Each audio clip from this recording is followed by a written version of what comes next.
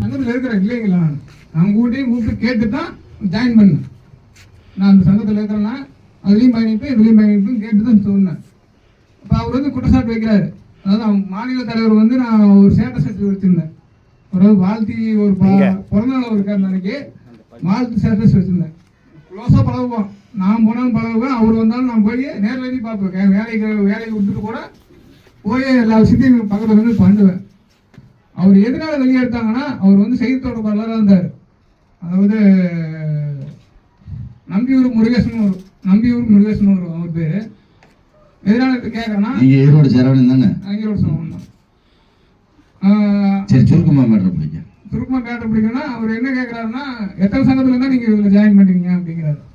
அதாவது ஒரு நபர் எத்தனை சங்கத்தில் வேணாலும் நீங்கள் உறுப்பினராக இருக்கலாம், பிரச்சனை இல்லை. நம்ம கொடுக்குற கண்டிஷன் ஒன்றே ஒன்று, அந்த சங்கத்தில் இருக்கிற தகவலை இங்கே வந்து கொடுக்கக்கூடாது, இங்கே இருக்கிற தகவலை அங்கே போய் கொடுக்கக்கூடாது. ஒன்று.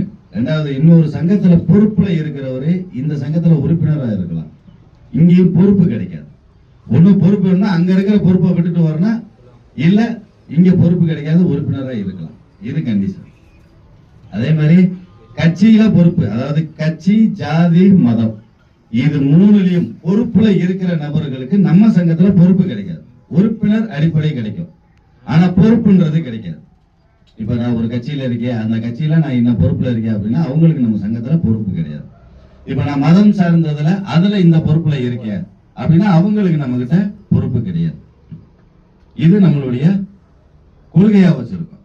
ஆனா நீங்க 10 சங்கத்துல இருந்தாலும் நம்ம சங்கத்திலே உறுப்பினரா சேரலாம்.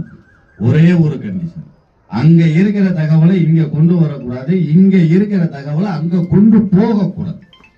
இதுதான் கண்டிஷன். இதுக்கு உடன்பட்டு ஒத்து வந்தால் தாராளமா பயணிக்கலாம்.